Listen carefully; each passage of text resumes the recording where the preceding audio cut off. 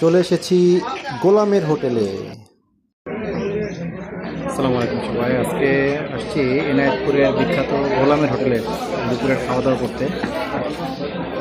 মানে এত ভিড়, এটা দেখেন এই যে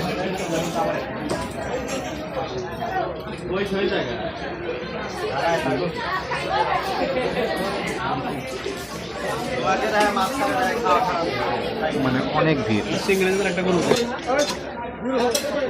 এই হোটেলে সবচেয়ে বিখ্যাত হচ্ছে গরুর মাংস। এখানে প্রতিদিন প্রায় কয়েক মন গরুর মাংস রান্না হয়।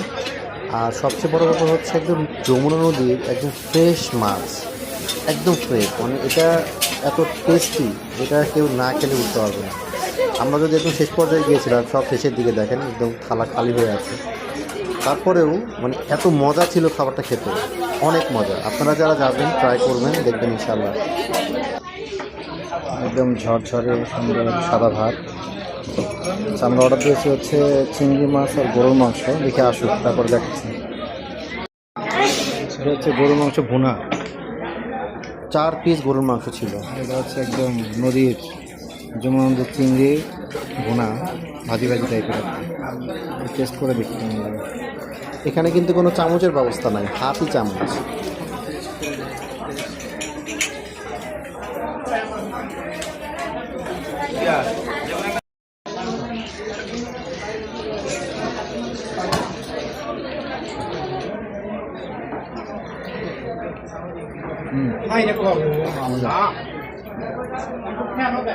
এটা অতিরিক্ত গরম, কোনো ফ্যান নাই ভাই, কোনো এসি নাই, তারপরে মানে ফুল হবে। রহস্যটা বুঝলাম, এটা একদম তরতাজা ফ্রেশ খাবার সার্ভ হয়। খুব মজা। ছোটো চিংড়ি, খুব মজা। একদম কচকচা গরুর মাংস, কচকচা, হেব্বি মজা।